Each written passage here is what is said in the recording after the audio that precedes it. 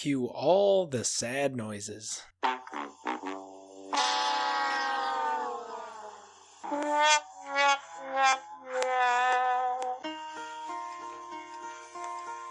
Hello, darkness, my old friend.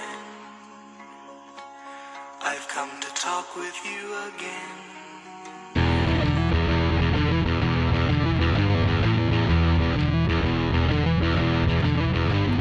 Woo! Ladies and gentlemen, welcome back to the Die Hard MMA podcast. I'm your host, as always, Clint McLean. And today there will be no rubbing of the nipples because we have nothing to celebrate. Last week was atrocious. It was the biggest net loss that I have had since we started the damn podcast on February, whatever it was, earlier this year, 2019. That was a bad day. So all of you new listeners, all of you people, welcome to the show. I am so sorry for last weekend. That was not good. So first things first, we have got to recap last week because I have a whole lot to talk about. So first thing, we got to start at the very top of the list. Nolan Hernandez at plus 150 was our first play of the night, and that guy was not at all the guy that I bet on. So in hindsight, we learn lessons after we make mistakes. That was not a good bet. Now, I know I was taking a chance. I know I was betting on a dog. But after watching the fight, I was not betting on a live dog. That guy did not come out the way that he came out against Marlon Chito Vera. Hernandez really, really impressed me, and he really opened my eyes to what he was capable of in the fight against Vera, and he just didn't look like he showed up. Now, I don't want to take anything away from Jack Shore because Jack Shore had a phenomenal performance. He showed that he does, in fact, belong at this level. He belongs in the UFC. He handled this guy, and props to him. All props to Jack Shore. But Nolan Hernandez, that was not the guy that I intended to bet on. So, costly unit there to start the night off. I didn't think it was that big of a deal because, honestly, I really thought I was going to hit one of the first three plays. That was kind of the plan. As long as we hit one of the first three plays, I felt like we were going to be in guaranteed Profitville at the end of the fight.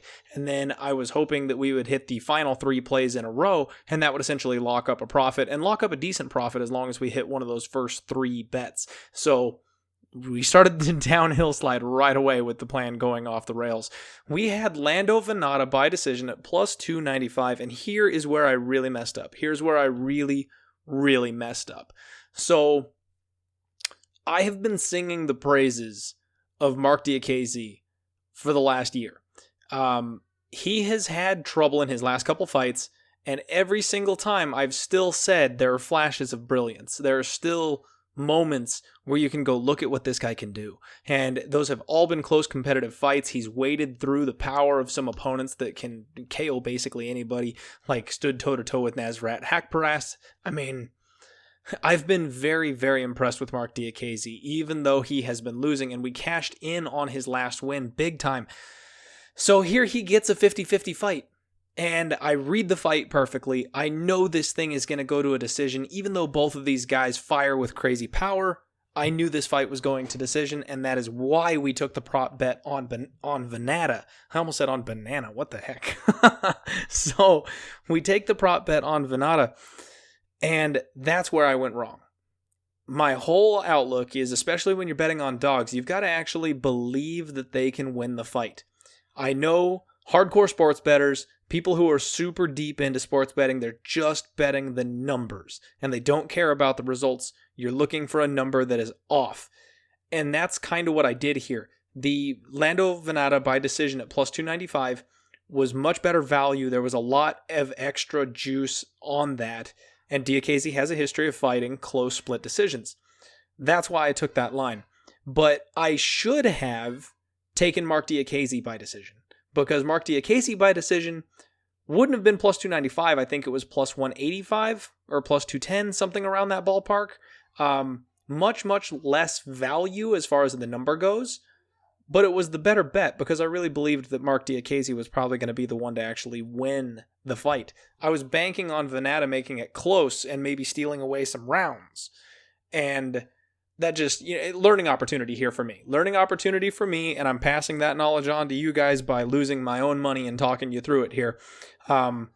If you're going to do something like that, if you're going to take a prop bet, really go with the person who you're solid on is going to win the fight, rather than just taking that extra little bit of value, because we could have drilled this one. We could have been off to a flaming start taking Mark Diakiese by decision, because it would have been perfect. And I think Mark Diakiese's all around a better fighter than Lando Venata. And I mean, he showed that, right? I said this was going to be a close fight, but Mark Diakiese is the guy who's really making improvements at this point, and we have seen those improvements in his last couple of fights. He's the one who is trending the right direction. He was the correct bet. So I feel really dumb on that bet, because that was just straight up a mistake on my part. I got suckered in by the extra value on that nice, juicy Venata by decision line, and that's really what tipped me to making that call. So, yikes.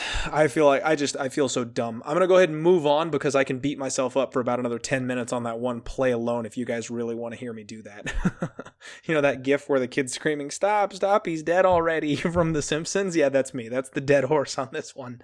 So, women's bantamweight, oh boy. Macy Chiasson shits the bed yet again. Not yet again. Sorry. Macy Chiasson shits the bed. We see another big, giant favorite who's just green, not able to pull the thing off. And props to Lena Landsberg. She dominated that fight. And if anybody hit Lena Landsberg, congratulations. I didn't break down that fight a lot because, like I said, I don't take those big, gigantic favorite lines. I just can't bring myself to do it. And that right there is why you cannot count people out. And that's going to be the theme of this fight card, because this happened a lot on this fight card. So Brandon Davis inside the distance was the next fight and our next play. And you know what? This one was incredibly frustrating to me. I think I can keep this one a little simple for us. I tweeted this out after the fight was over. Brandon Davis officially is getting crumpled up, and his name is being thrown in the bad IQ trash bin of fighters that we can no longer fight. No longer pick. The dude has all the skills in the world. He is tough. He's big. He's strong. He's got cardio for days. His striking is on point, and he's a brown belt in Brazilian Jiu-Jitsu. He should be a beast. And even in round one, he showed Chikadze that he would be able to basically take him down and do whatever he wanted with him. Brandon Davis had the grappling advantage, and it was very, very clear. He took takedowns when he wanted them, and he had Chikadze against the cage in a terrible, terrible position. And then he let himself get too high and ended up on his back under this insanely powerful striker and professional kickboxer. Just bad choices. And then the whole rest of the fight, he decided, you know what? Let's have a leg kick battle with a professional kickboxer. Instead of going, dude, this is an MMA fight and I need to win this fight, let's take the fight to where I am far, far better than you. He kept kicking the dude in the calf. I mean, I know calf kicks are good. Don't get me wrong. I love calf kicks. But when you are not a professional kickboxer, even though you're a hell of a striker, and you're facing a guy who takes leg kicks for a living, you're probably not going to win that one. Just a bad, bad call. We did get value on the plus 300. Don't get me wrong. I love that line. That was a great line. But even though you're getting that kind of line value, you can't bet on bad fight IQ fighters. And that's something that I have that's a flag that I will stick in the ground. We will not bet on bad IQ fighters if we can help it. Now, obviously, there are going to be situations like this one where we have to learn that they're bad IQ fighters and we get punished for it. But if we can help it, try and figure out that they're bad IQ fighters before we place the bets on them. So congrats to anybody who bet on and cashed on Chikadze. I hate that one. Davis should have won that fight. Like, all in all things considered, Davis absolutely should have been the winner of that fight. And on top of that, they said it was a freaking draw, and then they had to go back and regrade it, and they said that they got like one of the scorecards wrong, and they gave it to Chikadze or some crazy shit like that. It was just wild. That was nuts. So we move along, and Sair Baharzada got handled by Ismail Nardiev. That was one that I broke down saying that I thought Nardiev was going to, basically take care of business there. One of the only fights on the card that I predicted correctly. I'm glad we dodged a bullet with Dhiego because he was another dog that I felt was a live dog, and Muradov basically handled business. It was relatively competitive, but I don't think I could look at it and say that Dhiego won. So dodged kind of a bullet there because I felt like there may have been a little bit of value on Dhiego. I'm high on his skill set. He's another fighter. Not quite as bad as Brandon Davis. I think he's got better IQ than Brandon Davis does, but he's just not quite there yet. I've got my eye on Dhiego, though. I do like a lot of the stuff he brings to the table. Adamovski versus Phillips. Holy cow. We got 17 minutes of straight fire in that fight. That was awesome. And another thing I tweeted on this one was, if you bet this fight, you're seriously just gambling and flipping coins, which I'm a gambler myself. I have no problem with. That's fine. If you're looking for a sweat and you want to take a shot, that you go right ahead. But holy crap, dude. Either one of these guys could have been the one to land the kill shot. I'm happy John Phillips broke that losing streak, so we get more entertainment from him in the UFC, because damn, that guy can punch. I'm looking forward to seeing some more from him. Now we head over to the main card, and this is where things got really hairy. So we lose our first 3 fights, right? Our first 3 picks. All 3 of those are props. All 3 of those are dog money. So we're down 3 units, but with the remaining bets we had left on the card, we should be able to overcome that, because I've got a 2-unit banger, and I've got 2 solid picks that I'm ready for. We should still profit 1 unit on this card. That was the plan. That was exactly the plan. If we had hit any one of those first 3 bets, that puts us in a solid, fantastic position for this card. We just needed 1, and we didn't get it. So this is where it really hurt. Oliveira versus Dalby. Now, Dalby, all props to Dalby. The dude's got a great story. I'm happy he's overcome and beat his demons to get back to the top level of the sport and beat guys like Oliveira. That was impressive. What he did was impressive. But we got robbed, man. We got so robbed, because Dalby was in maybe the worst situation you can be in against Alex Cowboy Oliveira. In the 3rd round, Dalby was not on his back, he was on his side, pinned between the floor and the cage, and Oliveira knew damn well that he was down 2 rounds to 0. And in that position, betting the fight doesn't go the distance is exactly what we were looking for. Oliveira had 3 full minutes to work with Dalby helpless on his back. Oliveira's a freaking finisher, man. He's got 6 submissions. He's got heavy hands, ground and pound. I mean, I was licking my chops. I was like, here we go. We get on track with this moment right here. And the referee stands them up. I'm so floored by how bad that was. And not just bad from the perspective of me losing my bet, but bad from the perspective, that's like taking somebody off of back control. Like if you've got someone's back and you're looking for a rear naked choke and the ref's like, come on, dude, you're not doing anything, stand up. That's what this is like for a striker. I mean, I don't know if he had, sympathy for the hometown boy. I don't know if it was his first event refereeing an MMA fight. I have no clue.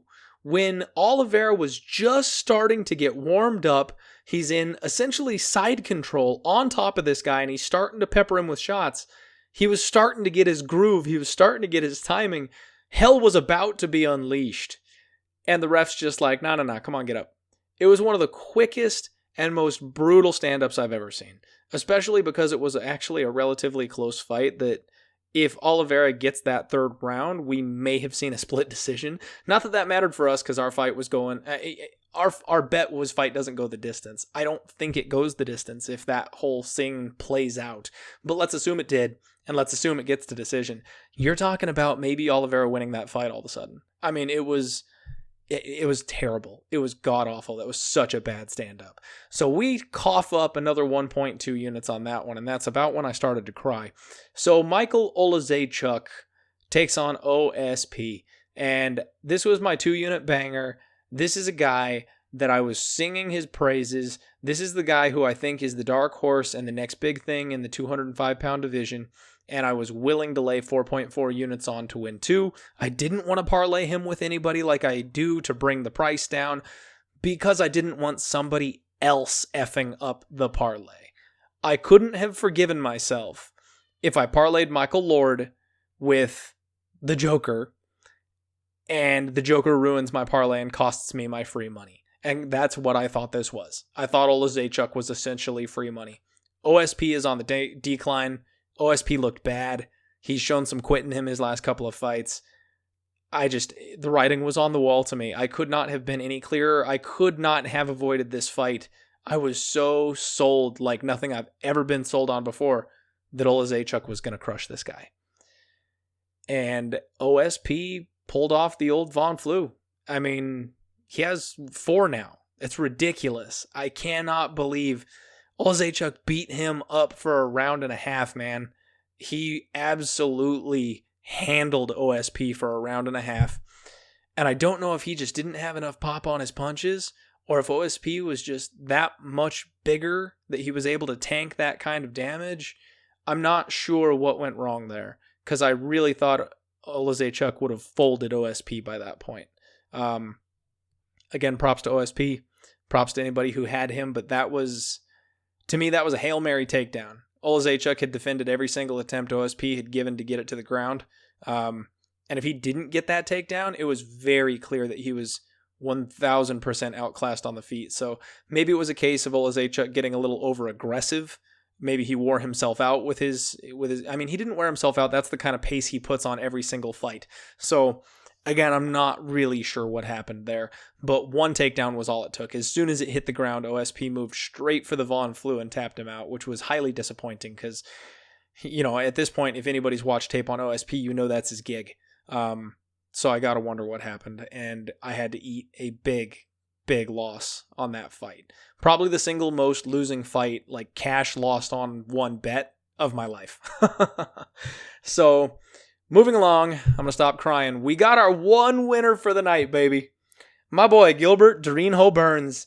And this is, honestly, even though I won this one, I'm still disappointed about it. Because when I looked at this fight card, first and foremost, the very first thing I looked at when this fight card came up was, I have to bet Gilbert Burns. As soon as I saw him fill in for Thiago Alves against Gunnar Nelson, I knew I was going to hammer Gilbert Burns. I tweeted it out early. I was all about Gilbert Burns. And I should have made him a 2-unit play. I was that confident. I was not scared. I knew his skill set was superior to Gunnar's in the right ways. You think of MMA as like a paper, rock, scissors. It's not going to be 1-to-1-to-1. This guy's a better wrestler versus this guy. He beats him. That means he's going to beat this guy too. It doesn't work that way. It's a circle. You can lose to 2 guys and then beat guy number 3 just because of the skill set matchup. And this was a terrible, terrible matchup for Gunnar. And I knew that. So even though we won this one, I really feel like we missed out on money. I could have hit Burns harder for us and gotten some serious cash there. And then I guess the last couple things I want to mention, we'll wrap this up. We'll get into the next fight because this whole thing is depressing me. Ion Cutelaba, I'm a huge fan of this guy. And I'm so happy I avoided this fight because I'm a big fan of Khalil Roundtree as well. And I've been waiting for Tyleal to make his return to the UFC. But I've always known that his takedown defense and get-up game is his weakness. And I said that I was scared of that. And I knew Ion Cutelaba would be able to dump him. The reason we stayed off this fight is because I was scared of the ability for Khalil to improve. We've seen his improved striking. He's a crazy athlete. He's insanely physically strong. He could have improved his ground game also. That obviously didn't happen. So if he didn't improve his ground game, this is exactly how it was going to go. But if he did improve his ground game, if Cutelaba couldn't get him down, then Khalil was probably going to put him out on the feet because it was obvious he was the better striker there. Glad we avoided that one. And again, I'm talking total 2020 hindsight, but that was domination from Cutelaba. Once he got Khalil going backwards, there was no stopping it. He disrespected Khalil, the way he was tripping him and just kind of throwing him around like a rag doll. As soon as he got one of those shots, one of those takedowns, and then started picking his leg up over his head, and I was like, oh boy, this is over. I knew it was over in about 30 seconds. And then the main event, whew, oh boy, I got it. You know what? Here's one of the lessons I learned tonight. I know I've said this to y'all before, so if you've been listening to me since the beginning, first off, thank you. But second off, I have got to trust myself. I got talked off of betting Jared Cannonier, and it cost me and it cost you because I was full on ready to go Jared Cannonier at plus 200 when this line first came out, and then the whispers came in. I started talking with people about the fights. I started listening to people's breakdowns, and all those, the Joker coming into my ears, little whispers, he's too good. He's got great takedowns. His submissions are awesome. He's going to choke people out. His striking's improved. I couldn't stop it. They all got into my head. And luckily we stayed off of it. There wasn't an official pick on it, but damn, I'm so missing out on that plus 200, especially the way that the night went.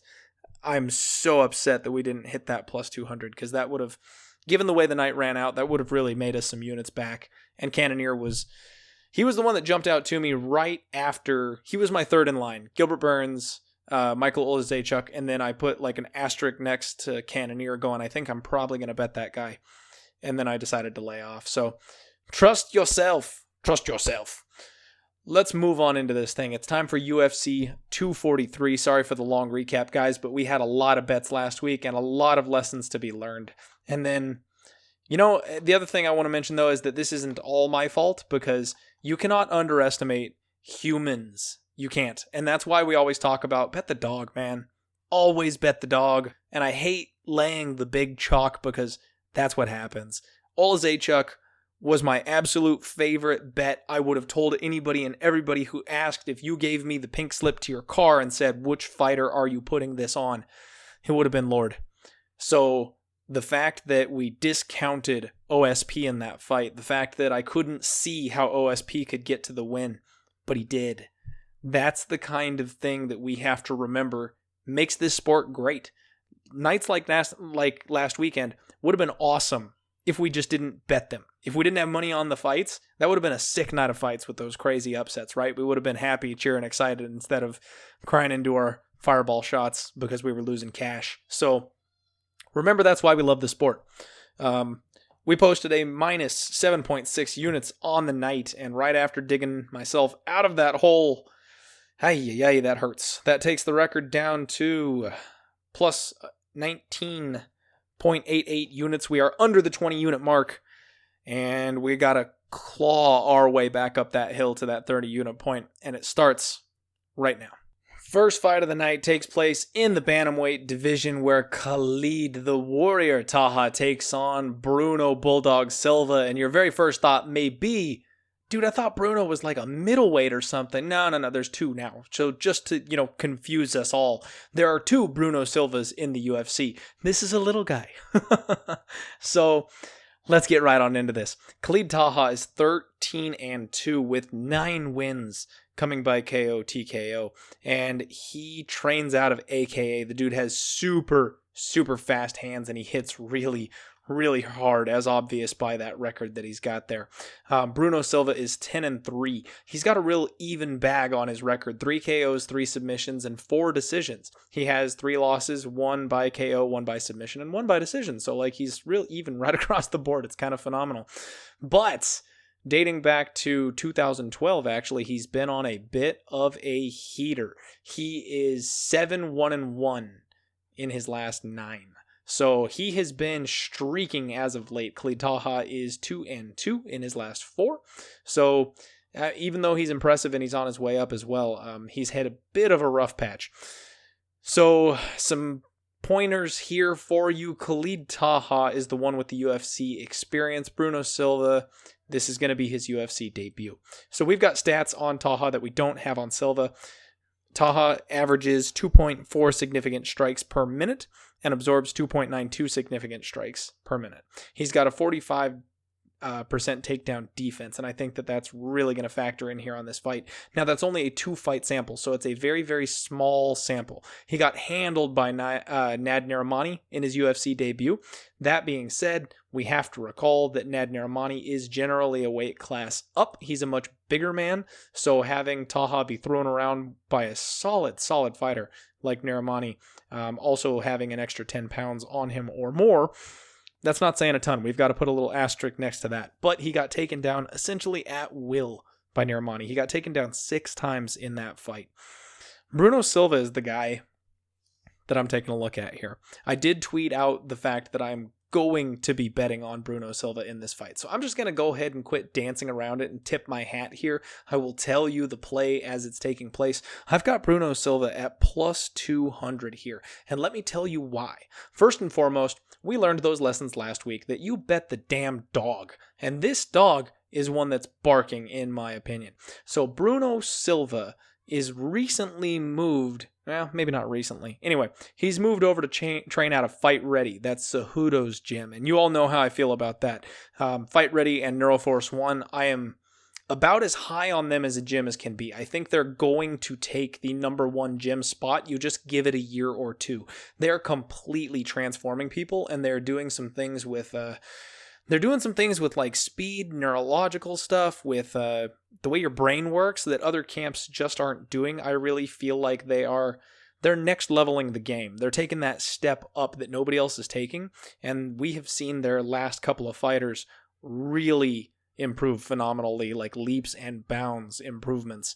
Bruno Silva handles range really, really well. He's got excellent kicks, excellent striking. He's really fluid when he's on the outside, and he kind of struggles in the boxing range a little bit, but then as soon as he closes it inside, he's got phenomenal grappling. So now, mind you, he is training out of Fight Ready with a guy like Henry Cejudo, who's an Olympic level wrestler. So even if you haven't seen great wrestling from him, you know he's working it, and it's improving. He's also a high-level Brazilian Jiu-Jitsu black belt. He was on the Tough Brazil, I think season 4 was when he was a contestant on there.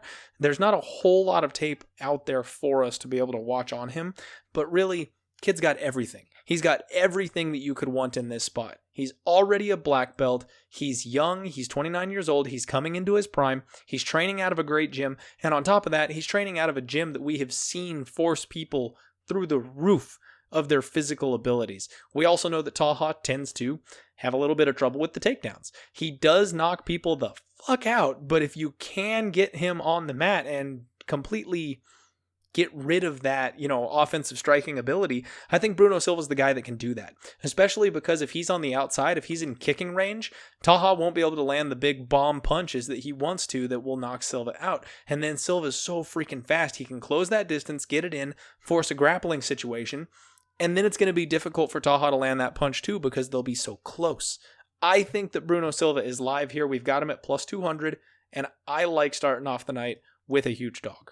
Second fight of the night, we're in the women's flyweight division where Nadia Kassem takes on Ji-Yoon Kim, and this is a fun one. So Nadia Kassem, 187, which I wonder what the hell that means. That's a weird fight name. She is 5-1, just getting started. Taking on Ji-Yoon Kim, who is 8-2. So two very, very young, up-and-coming ladies in women's mixed martial arts. The very first thing that jumps out at this fight for me is, holy shit lips. Look at Nadia Kassem's face. She has got some massive lips on her. Go check out her Instagram. Boys, you're welcome. So the biggest thing is, she is the perfect mark for the UFC. She's what they're looking for. She knows how to work an Instagram. She knows how to take a cute photo at the right angle with her big old lips popping out there for everyone to look at with the lighting just right. She's gorgeous. And that's what they want. She's gorgeous. She's learning how to fight. She's on her way, but she's green, man. She's so green. When she gets hit, she moves straight backwards, chin straight up in the air. She does not like to get hit in her face. And that's where I am all about young, attractive women getting into mixed martial arts, but some of them are just like Nadia Kassem here, where they are really, really good at being the hammer, but they are not good at all at being the nail. And that's exactly what she is. Now, that's something that some people iron out through time. You take a couple of beatings and you get used to it and you grind your teeth and then you get in there and go harder. But some people wilt. Some people realize, I can't handle this and that's not what I want to do. We have yet to see which one of those Nadia Kassem is. Now, in her her second UFC fight when she fought Montana De La Rosa, geez, my tongue is tied tonight. She got handled. She got absolutely handled. Montana took her down and did basically whatever she wanted to her. And then when they were on the feet, there were a couple moments where it was slightly competitive, but De La Rosa basically roughed her up. And I'm not impressed with Nadia Kassem at this point. When you watch all of her, lower tier fights, her first 4 fights came in round 1. Round 1 knockouts. The longest one took her a minute and 27 seconds. She mauled these girls. And she is, don't get me wrong, she's explosive, she's athletic, so there's always that chance that she can improve. She's only 23 years old. She could be working on it. She could be getting better. The biggest thing that I think that she's got is clinch striking. When she gets someone pinned up against the fence, or when she's got you in the clinch, she can throw knees, man. She can absolutely throw knees. She's got really explosive legs. Her knees and her kicks are solid, but she's got really sloppy striking when it's out in the open air. She attacks off of her back, so she's got really good submissions. Or not really good, I'm sorry. Getting ahead of myself here.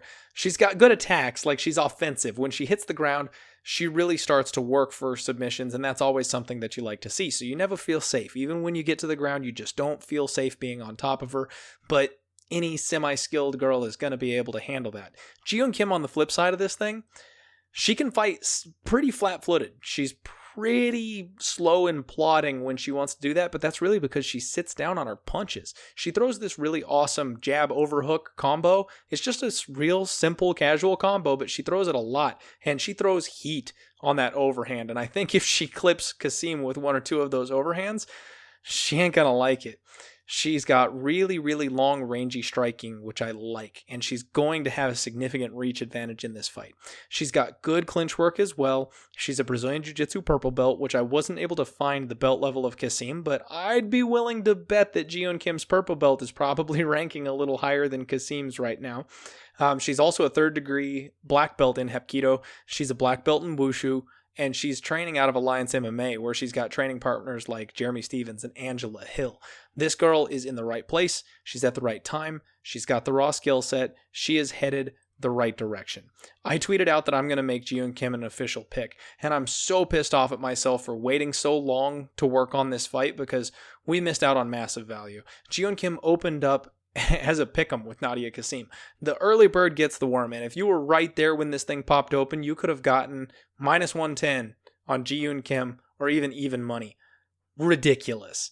She's down now. I tweeted her out at minus 170. That's where we got her for the podcast, which thank God for that. I will take her all day at minus 170.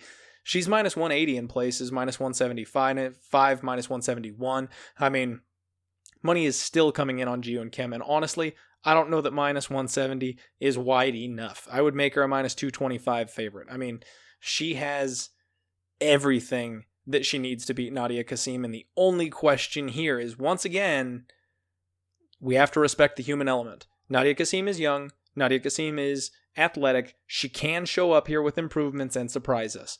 Barring that, Jeon Kim should roll her. Now, these next couple, I'm going to kind of fly through so we don't waste too much time on them.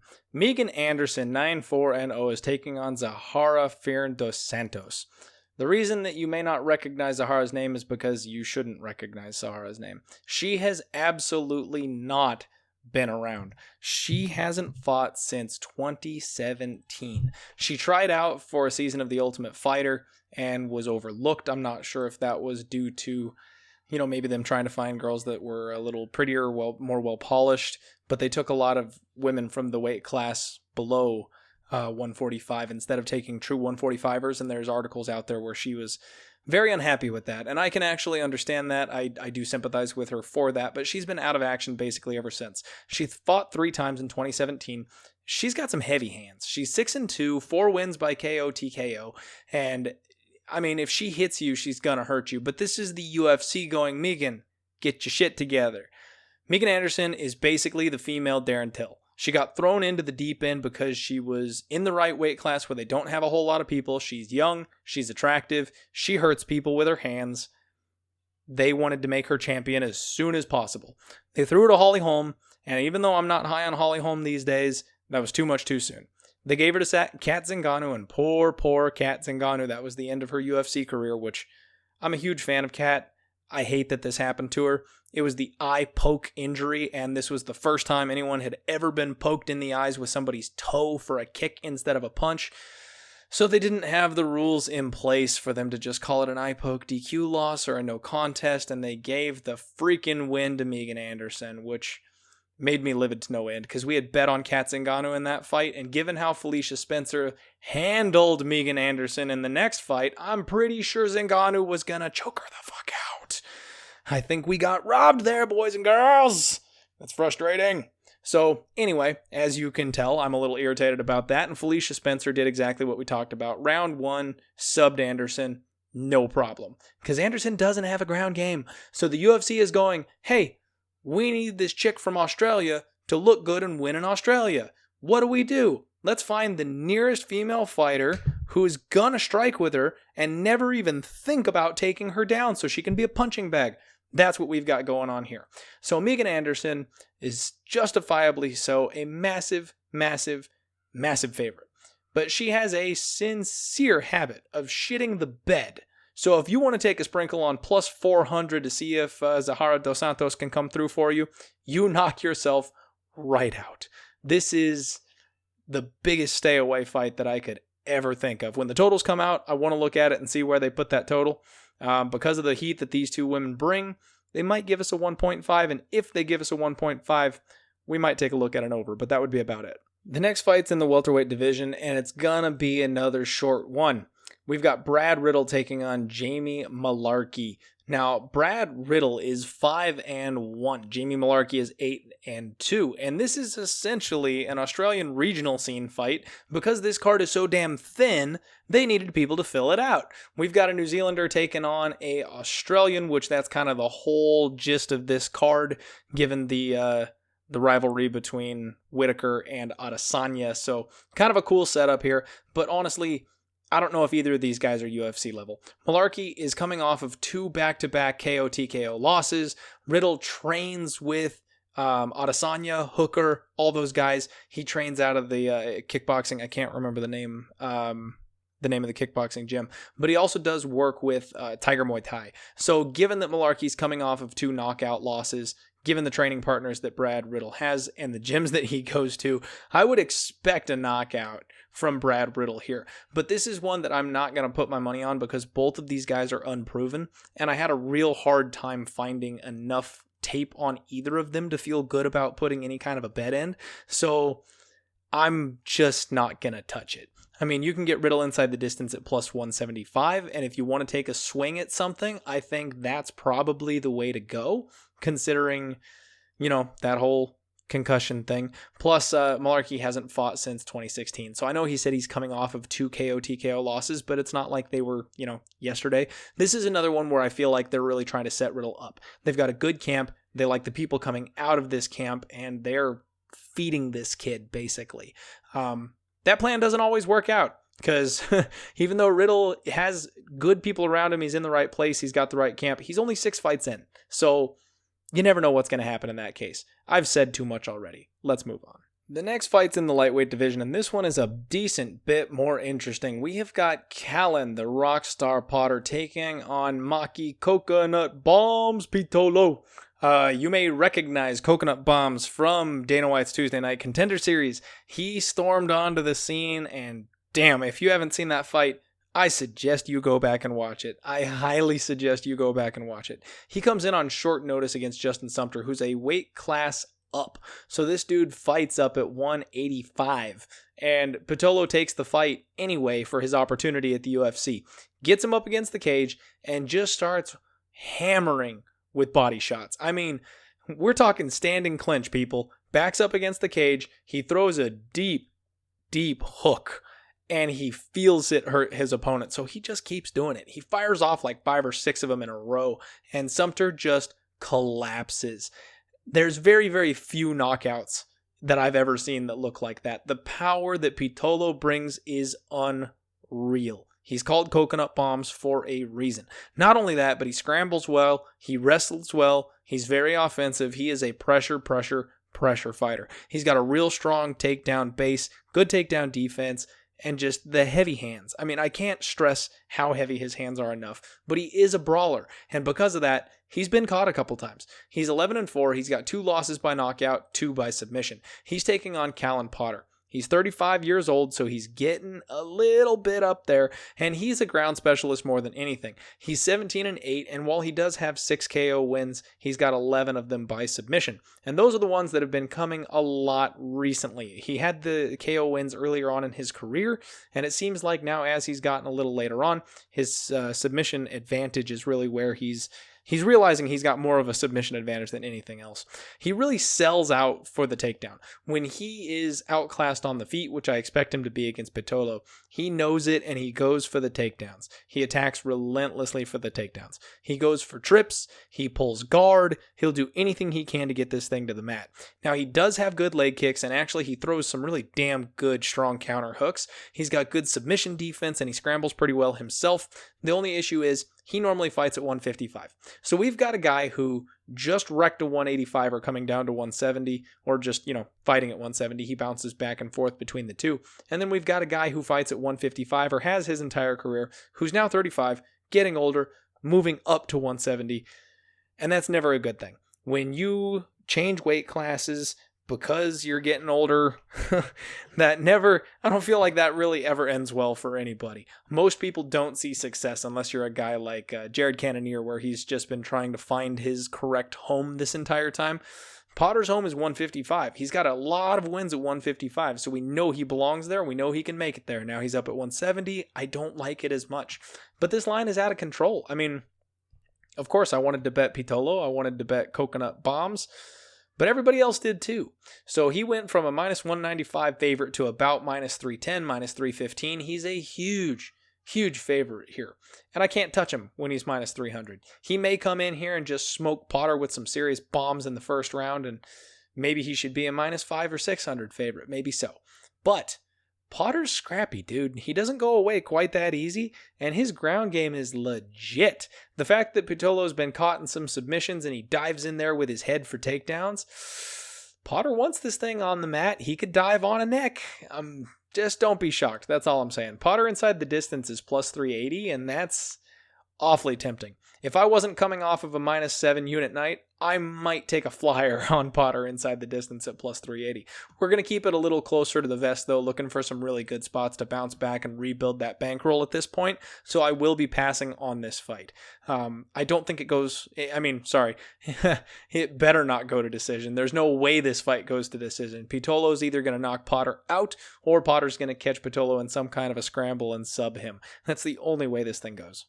Next up, we've got a welterweight war between Jake the Celtic Kid Matthews and Rostem Akman.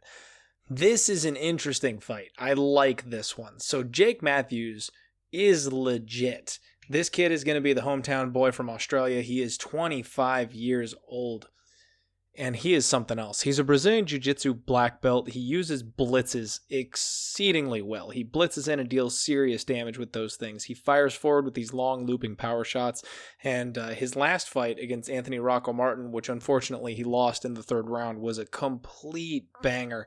He actually dropped Rocco Martin hard in the first round. And I am surprised. I am so shocked that Rocco Martin actually recovered from that one, because I really thought he was done.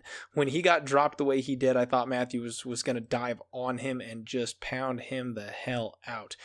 So Jake has fought his last fight against Anthony Rocco Martin in December of 2018. We haven't seen him since. So he's taken a decent chunk of time off from that, and he didn't get knocked out in that fight. It was a war, it was a battle, but he got choked out. So this is one of those spots where I think we're going to see massive improvements from the young fighter, because he's taken time to recover and train and improve in his time off. Now, he mostly goes to, I'm mixing my stuff up here. My bad. Forget I said that. He has a really, really strong ground and pound. So when he gets to the mat, he's a serious threat via submission and ground and pound with his heavy, heavy hands. He's got a serious squeeze on him. As a Brazilian Jiu-Jitsu practitioner, I can tell you there's a difference between guys who can squeeze and guys who can't. And you can still get a submission even if you don't have a 6 squeeze on you. But when that guy gets your neck that can squeeze like nobody else in the room, you don't have time to tap. I mean, when those kinds of people lock it up, you're in trouble. You're just done. And that's the kind of squeeze that Jake Matthews has on him. So if he gets Akman's neck, this is probably over. Now, he had another battle with Jing Liang. And you all know that name because we just recently lost against him when he wrecked Elizeu Zaleski dos Santos. Now, imagine this. 25-year-old Jake Matthews has a win in 2018 over Jing Liang. Just think about that for a second. Dude is legit. We have never seen the Leech look as good as he has recently, and just a year ago, he was getting beat by this kid, Jake Matthews. Matthews has everything. He's got it all going for him, and if he can just put it together, he's a complete beast. And he is the hometown guy here. The UFC is tossing him Rostem Akman, and Akman had an absolute war with Sergey Kondahovsko. I'm sure I'm not pronouncing that right, but Sergey Honda, this dude's 26-5, and really, they went back and forth, but Sergey was definitely getting the better of him in that fight. The biggest thing that jumps out about Rostem Akman is that he's really, really hairy. The dude he's basically, he's a walking carpet. But he blitzes in. He's got decent movement as far as in and out. He's got good head movement, so it does make it kind of hard for him to clip, and he's got heavy hands. So he's willing to get in there and trade. He's got a mostly boxing attack. I mean, every once in a while he'll go to leg kicks, but very rarely. Now, when he is on the mat, he's got a relatively intelligent ground game with wrestling. He does attack with good submissions, and he's got kind of a slow, steady pace, but he keeps that pace over the 15 minutes. So he knows how to monitor his gas.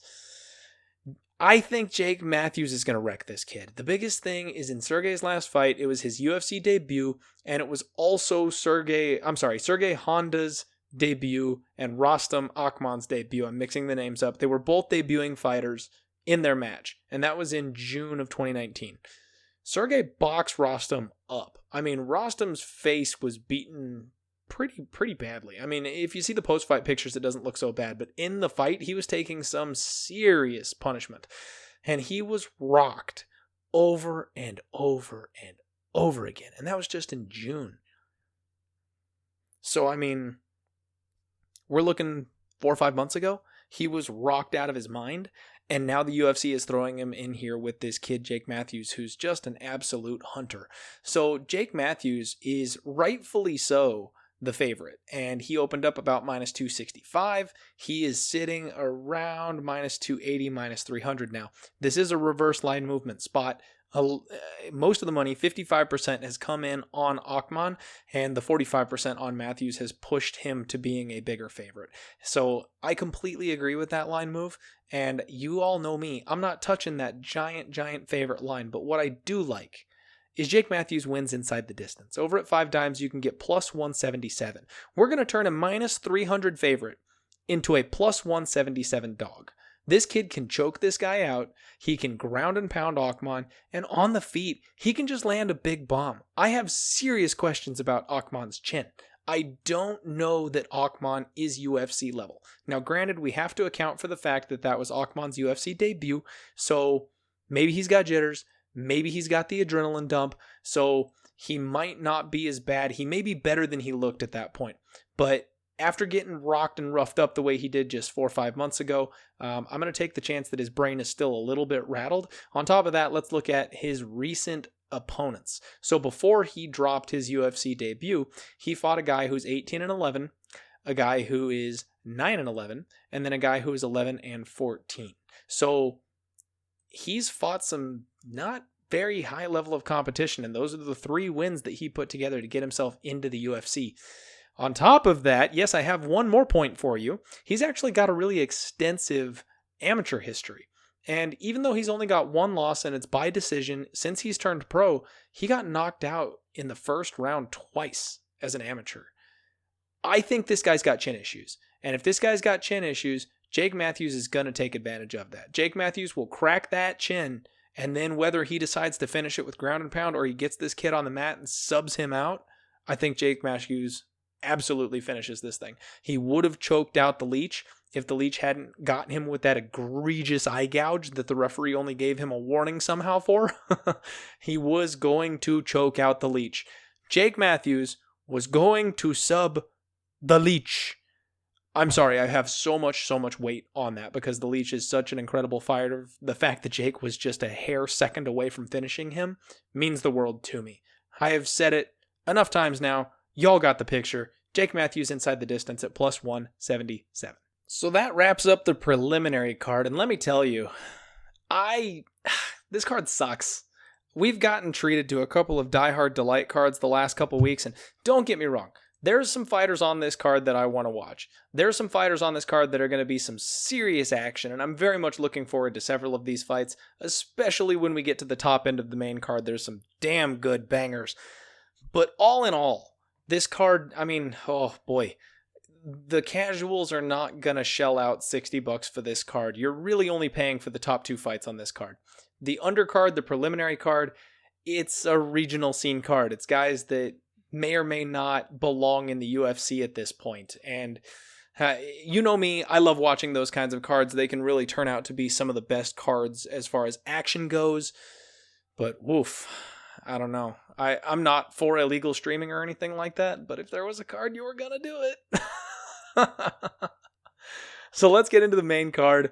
We kick the night off with a casualty, I must say. We lost Holly Holm versus Raquel Pennington. Poor Holly Holm apparently tore her meniscus or something like that, I think I saw on Twitter. Really unfortunate, because I was looking forward to that fight. Y'all know that I'm on the fade Holly Holm train right now, and Rocky Pennington has got herself on track. I'm going to go ahead and tip my hand here. I was going to bet Pennington. She was going to be the underdog, and I was looking forward to that one because I think she grinds on Holly Holm at this stage of her career, and Pennington is moving up, whereas Holly Holm is moving down. So I was really looking forward to that fight. So that one canceled. We now have moved up to the main card to replace it, a heavyweight tilt between Justin Tafa versus Yorgan de Castro. And this is exactly what I'm talking about. This fight is going to be an absolute banger. It's going to be awesome. But it does not belong on the pay-per-view portion of a UFC card. It just doesn't. We don't know either of these guys. They're both making their UFC debuts, but I've still got a spot for you. So calm down. It's okay. If you follow me on Twitter, we already beat that line move, son. We took Justin Tafa at -105. We just barely missed that even money train. This kid has got the death touch. And y'all know that listen to this podcast on a regular basis, I don't use the term death touch unless I mean it. We're talking Anthony Rumble. We're talking Francis Ngannou. Those are the kinds of guys that I use to talk about death touch. And Tafa's got it. Dude hits like a freaking truck. He is Mark Hunt 2.0. He trains with Mark Hunt. He trains with Tuivasa. He looks and feels exactly like them in his fighting style. Very athletic and fast for how big of a man he is. You look at the guy and you're thinking the dude from Moana is going to start singing. But then he moves and you're like, holy shit, this guy can throw a head kick. The biggest thing that I love about him is he swarms. When he hits a guy, I mean, he's only got 3 fights. Obviously, all 3 of them are easy early KOs. But as soon as he clips them, he knows he's got them on the ropes and he swarms for the kill. I love that.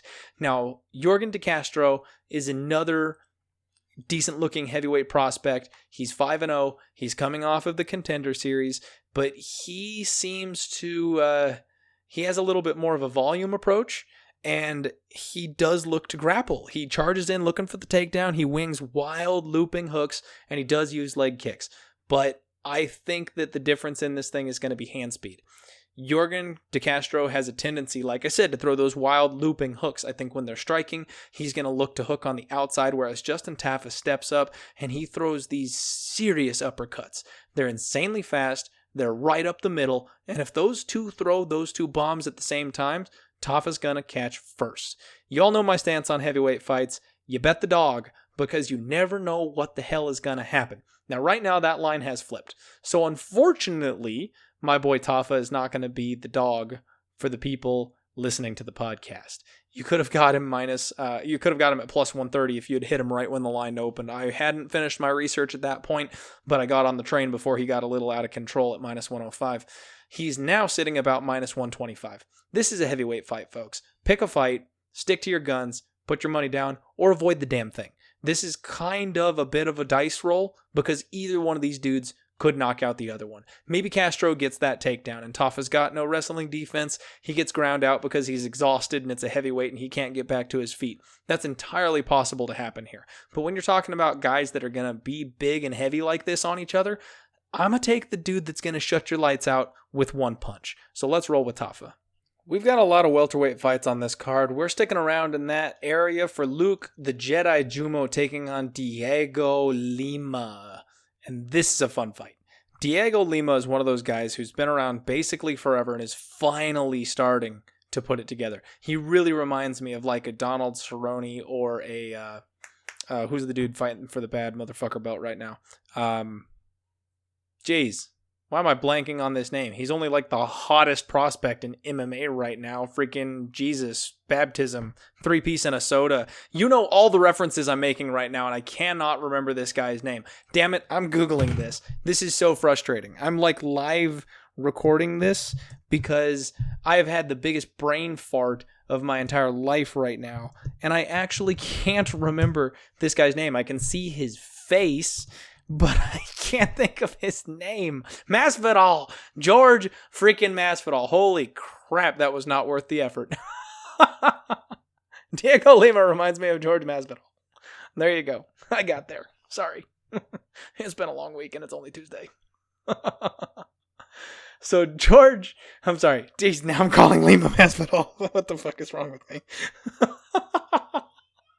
So Dhiego Lima is 14-7. He's got 4 wins by KO. He's got 4 wins by submission, and then 6 wins by decision. He's very, very well rounded. Now we got a bit of a red flag here. He went on a 3-fight losing streak.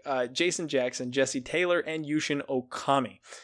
Jesse Taylor, a dude that won the Ultimate Fighter, who's only got wrestling to his name, barely UFC caliber. Yushin Okami, who is definitely not UFC caliber, and he got ground out by that dude in 2018. So it's been no secret that the way to beat Lima is to grapple him, because he can't handle the grappling.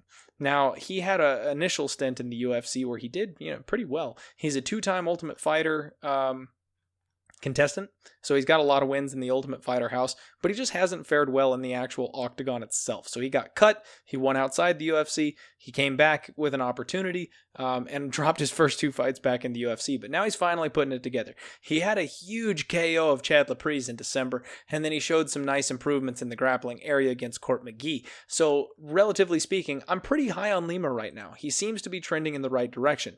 Now, Luke Jumeau, he's the hometown boy here. He's from New Zealand, and he's 13-4. 5 KOs, 4 submissions, 4 decisions. Another very, very well-rounded fighter. And even though he's got 2 losses by submission, I mean, they were back in 2013. So he lost by submission to, get this, the Leech Li Jingliang, geez, I still can't say that guy's name, and Jake Matthews, both outside of the UFC. So before getting into the UFC, he got choked out by UFC caliber talent.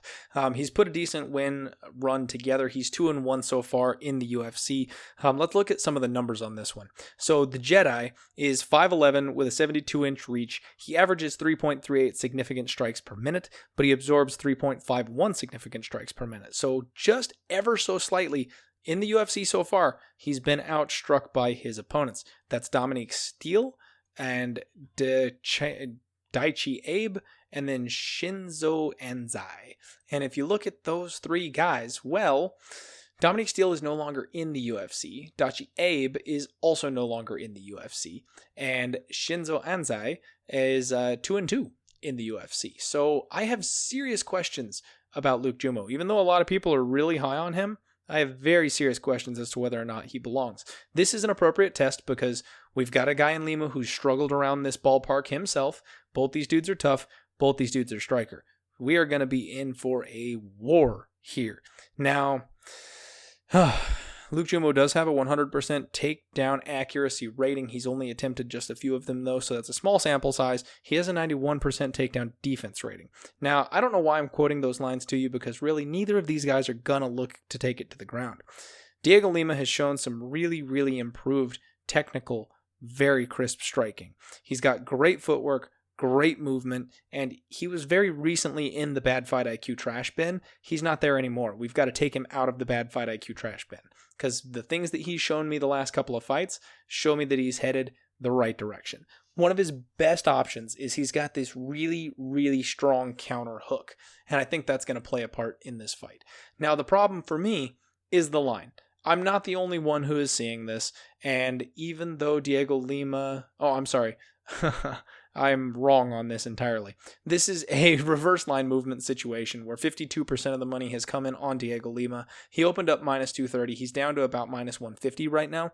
And 48% of the money has come in on Luke Jumeau. He opened up at plus 170. He's now plus 130, plus 133. This is one where I lean Dhiego Lima, but the price is too wide. Now, the people that hit Luke Jumeau when it was super wide, props. Congratulations. You guys got it, and you got it good. I'm looking at Lima inside the distance at plus 320. I think that line is off, but there's a decent chance that these guys go to war and can't put each other away, considering how tough they both are. I mean, they both go to decisions relatively regularly, and it takes a really heavy hitter to knock either one of them out. I mean, Jumeau hasn't been knocked out in his professional career. Lima has been knocked out 4 times, but it's against like guys like Jing Lee, Tim Means, Eddie Gordon. I mean, decent power punchers. So, and that was some time ago as well. So it's not like he's been knocked out recently. So I'm steering clear of this one. This one's got too many questions on it. I mean, if that line keeps coming down, if I can get like even money, or God forbid if the line should flip and Dhiego Lima becomes the favorite, or, you know, minus 120, something like that, I might consider a bet on Dhiego Lima if it gets quite that low. But for now, we're just going to kind of keep an eye on this one and avoid it. Let's move on. Next up, we're getting to the big boys. We are almost at the end of this card. We have got Tuivasa, the dude with the shoey, who's taking on Sergey Spivak. Tuivasa is 8-2-0, and he has disappointed me greatly in his last couple of fights. Sergey Spivak is 9-1-0, and he is a complete can. I am not going to spend a lot of time on this fight because, first off, the line is out of control. The UFC is setting up Bam Bam Tuivasa with a winnable fight because he is on back-to-back losses. This dude is a potential star. He's got skills. He's young. He's getting better. He's 26 years old. They threw him in the deep end against Junior freaking Dos Santos way too early. And then he dropped a decision to Blagoy Ivanov, which, if memory serves correctly, I think he actually won that fight, in my opinion, and the judges gave it to Blagoy. That was one that I was not a fan of. But Blagoy is also a person who I've underestimated since I started doing the podcast. He's better than I give him credit for. Anyway, moving on. He's 0-2 in his last 2 fights, and they can't let this kid go 0-3. He's too good. He's too funny. He's too entertaining. They've got to get him a win, and that's what they're doing here. Sergey Spivak was 9-0. They got him in here against Walt Harris, and Harris handled him in 50 seconds. It was a complete one-sided, absolute beatdown, and that's exactly what's going to happen here with Tuivasa again. Let's look at Spivak's last couple of opponents. 45-year-old, 61-30. What a record. Holy shit. 91 professional fights. Then he fought a 39-year-old who's 12-11.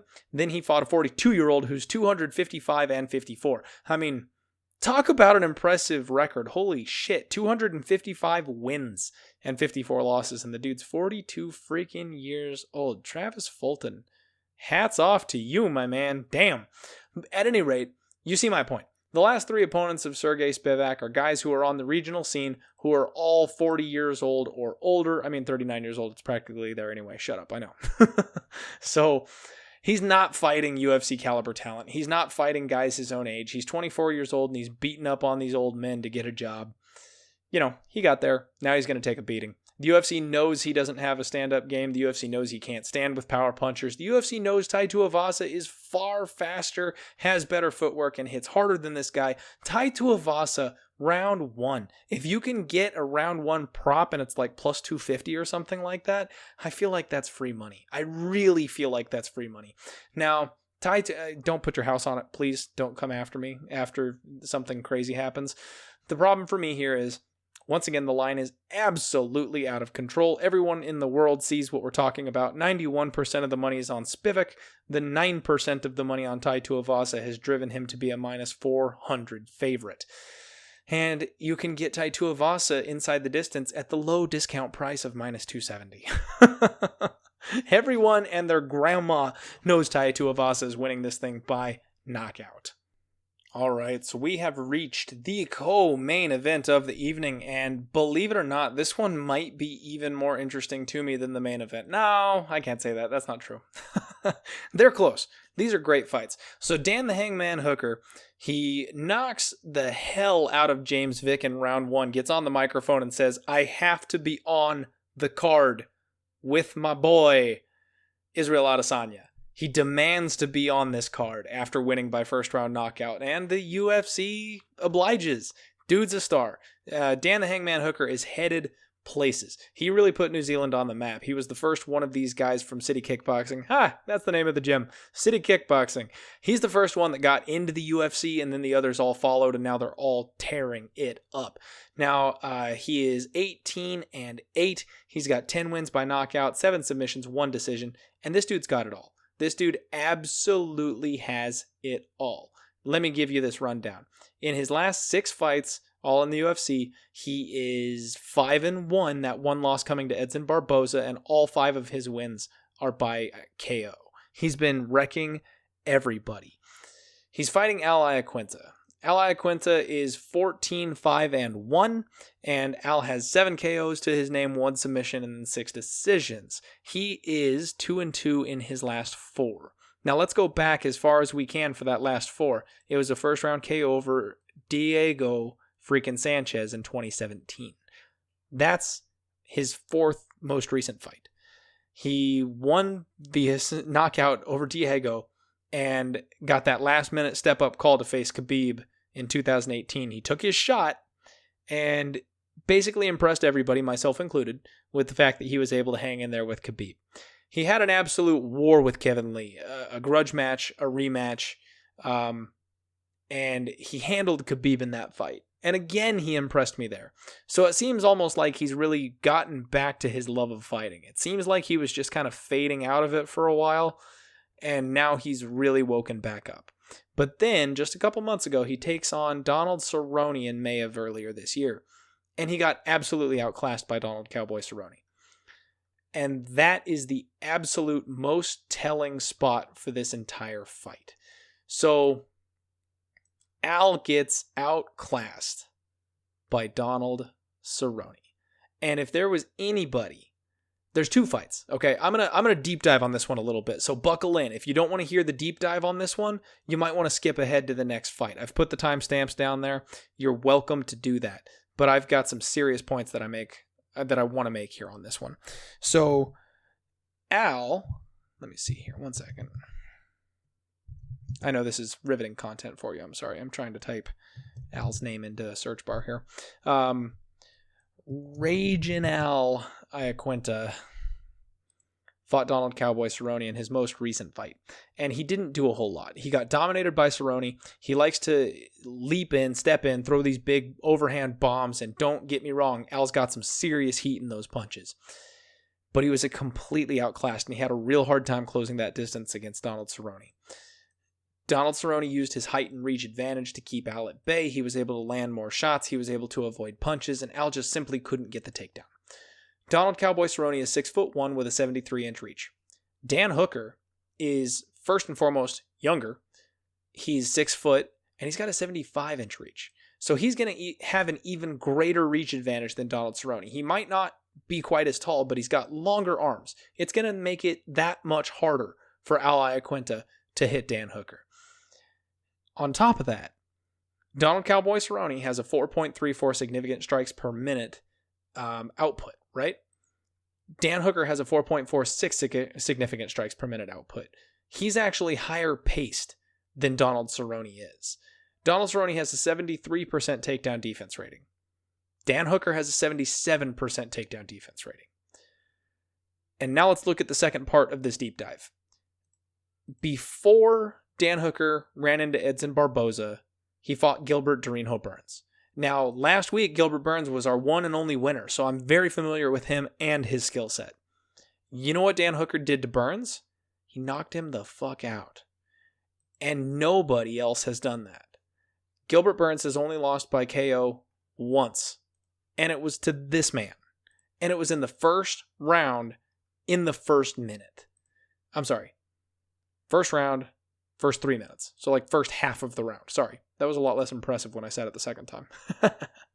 So if you take the person who we can compare Al's skill set most to Dan Hooker in Donald Cowboy Cerrone. He got completely outclassed. Cowboy's older. Cowboy's slower. Cowboy has less output. And he outclassed Al Iaquinta.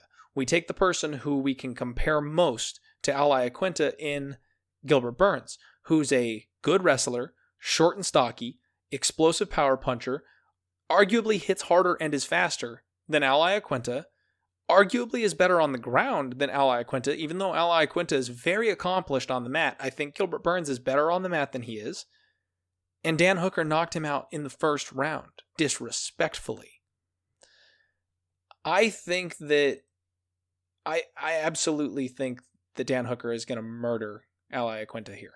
I have been struggling with this one since I started recording the podcast. I've been sitting here going, what am I going to do here?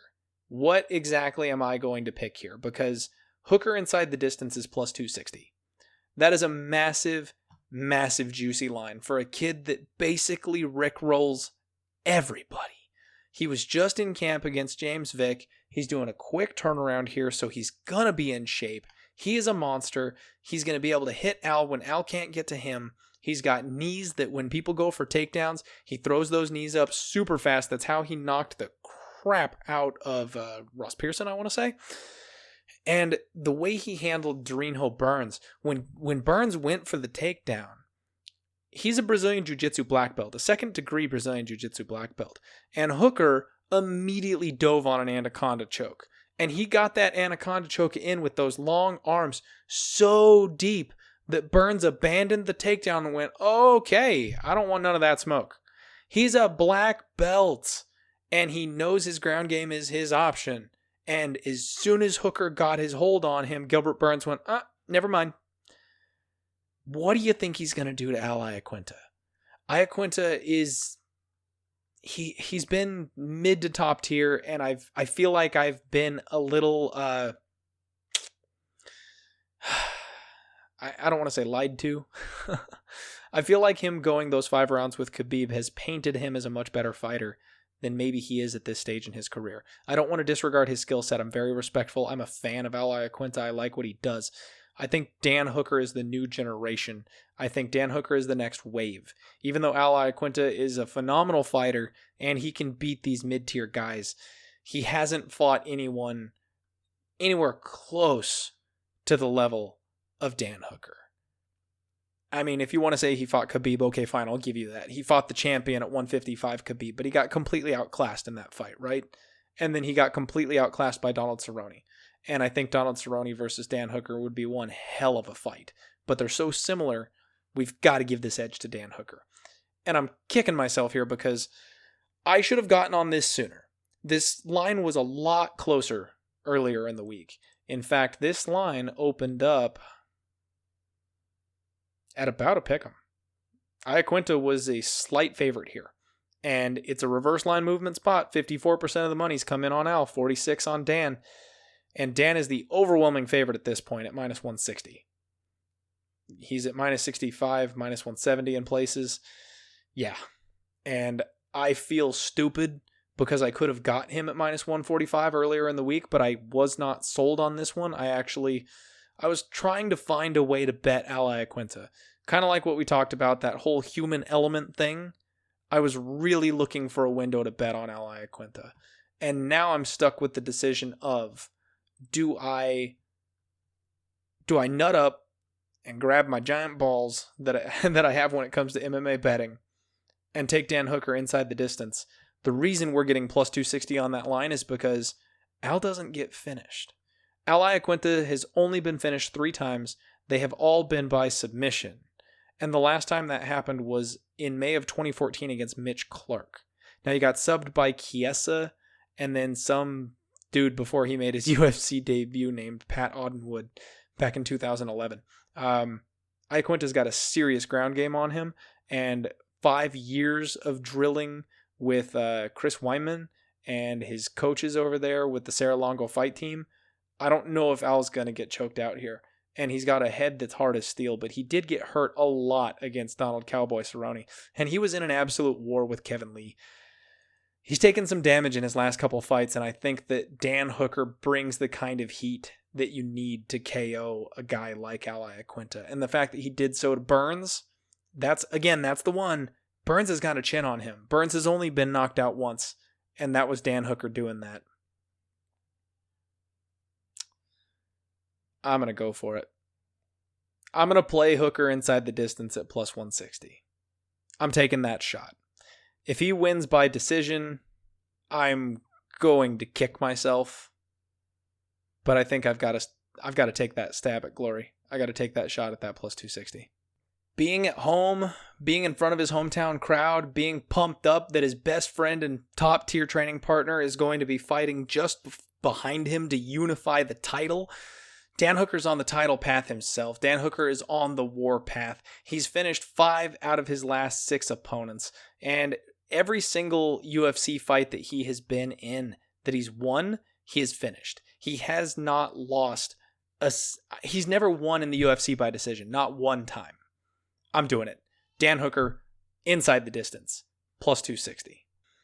We made it, folks. The main event of the evening. We have Robert the Reaper Whittaker defending his belt against interim champion Israel the Stylebender, the last Stylebender Adesanya. And I could not be more pumped for this fight. Like I said at the top of this thing, this is a top-heavy card, and this fight is worth all the pennies. This fight is what it's all about. Israel Adesanya has been somebody that I have been on and all over for some time now. He is next level. His striking is absolutely something to behold. He is phenomenal. He can figure his opponents out, and he strikes at a level that almost nobody in the UFC does. His last 2 fights against Kelvin Gastelum and Anderson Silva were absolute masterpieces. He has this uncanny ability to figure his opponents out. And as soon as he figures you out, you are fucked. When he figures you out, you are in such deep trouble because all of a sudden he becomes impossible to hit. Now, he faced adversity for the first time that we have seen. Now, I know he's faced it before, obviously. All fighters have and all fighters do. But when you're standing in there against Kelvin freaking Gastelum for the interim belt of the UFC, that's another level. That's next tier. We looked at his record and we're going, he hasn't really fought anybody yet. He hasn't fought anybody in the top of the division. So they throw him Kelvin Gastelum, who arguably deserves a crack at that title. And he got tested like nothing before. He's never been that hurt before. And I love the interview with Adesanya because he says in the middle of this championship fight, they're going into round 5. He looks across at the cage and he sees Gastelum standing in front of him. And he just says, "You will not beat me." And then he goes out and absolutely dominates round 5 to win the decision for that fight. Floors me. Absolutely floors me to this day. I love Israel Adesanya. Now, on the flip side of this, Robert the Reaper Whittaker is a fighter who I have repeatedly underestimated. Now, I think he lost that second fight to Yoel Romero. I will stand by that. I truly believe that Yoel won the rematch. But the fact that he's gone back-to-back with Yoel, and before that, he TKO'd Souza, and then before that, Derek Brunson. I mean, Robert Whittaker is the kind of guy that I have just doubted every step of the way, and he's proven me wrong every single time. This is such a phenomenal fight. These are without a doubt the top 2 fighters in the middleweight division, and I can't wait to see what happens. I don't have an angle on this fight. I was coming in here and I was going to tell you that I was going to bet Israel Adesanya because if you make me pick, I'm Team Izzy. I think Israel Adesanya wins this thing. But I can't justify making that bet when I could have gotten dog money on Israel Adesanya for the past 3 weeks. This line has been out early. Izzy opened up at like plus 130, plus 140, something like that. And it's been a steady choo-choo train of money on Israel Adesanya. This line has completely flipped at this point. You can either get them at a pick'em or Izzy's a minus 115, minus 120 favorite. And this is a spot where everyone and their mom is on Israel Adesanya. Now, I'm on him for quote-unquote the right reasons because I see his skill set, I see his advantage, and I know what he can do. a lot of the public is going to be on him because we've seen him more recently. We saw the fight with Kelvin Gastelum. We know the way he talks. And it's been a long time since we've seen Whittaker. Whittaker takes basically a year off after every single fight because the dude just can't stay healthy. He gets hurt going to the cage basically every single fight. And he only fights once a year because of that. So after the 2 wars with Yoel Romero, we got to wonder how compromised Whittaker is. Of course, his coaches tell us he's fine. Of course, he says he's never felt better. The dude's only 28 years old. And realistically, he's just now coming into his fighting prime. And he's looked incredible in every single fight. The fact that he's been able to stand toe-to-toe with a machine like Yoel Romero, grapple with him, keep it on the feet, survive the damage that Yoel put on him, that's something else. Nobody else can say that. Nobody else has done that. Twice. So I can't step in front of him. Here's the thing. I want to bet on Izzy. Izzy is obviously a bet on fighter for me. And he was before he became the giant hype train that he is. So all of you saying, well, duh, he's a hype, duh, he's a bet on. You all know that. Well, I was on him before that. Thank you very much. Shut up. But Whittaker is also a bet on fighter. And these are 2 runaway trains, neither one that I can step in front of. And that's really how I feel about this. We've got a 5-round war in front of us.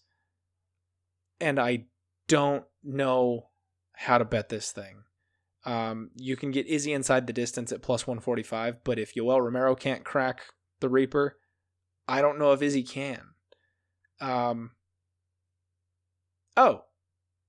I just found my angle. What's up, broski? So I'm going to take Israel Adesanya by 5-round decision, baby. Israel Adesanya, 5-round decision. Plus 325. This is like taking John Jones by decision. They're saying this fight isn't going to go the distance. Are you kidding me? Since Israel Adesanya has been in the UFC, look at this. He took Marvin Vettori via split decision. He fought to a 5-round decision with Brad Tavares. Then he fought to a 5-round decision with Kelvin Gastelum. You're telling me that Kelvin Gastelum, as hurt as he had Israel Adesanya, he couldn't get the job done. Unless Robert Whittaker takes him down and ground and pounds him, I think that Israel's got the advantage on the feet. People say Whittaker is stronger and faster than Kelvin Gastelum. I think they're comparable. And then you want to say that Robert Whittaker is going to get finished by Izzy. Granted, it could happen. He showed in the Derek Brunson fight that he's got some pop on his punches, but Brunson's got a questionable chin. Robert Whittaker has survived 2 fights back-to-back with Yoel Romero. If Yoel can't put you out, I don't know who on this planet can. He also went a full 3 rounds with Uriah Hall, and he knocked out Brad Tavares himself as well.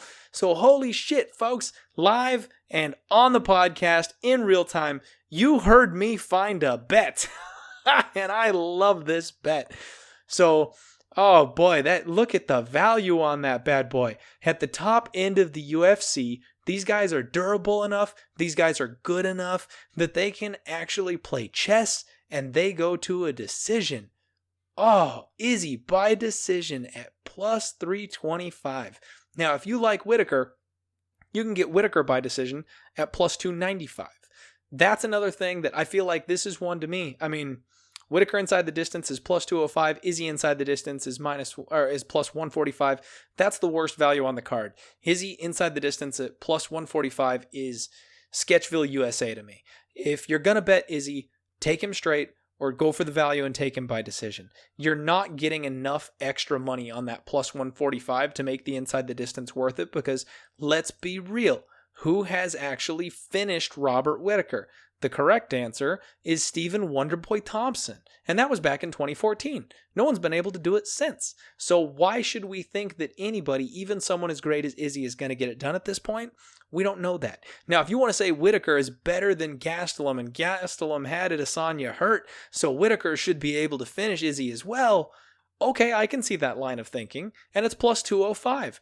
Go nuts. He's also minus 105, so you can get him at even money. That seems like a fairer bet to me, considering this thing could go all 5.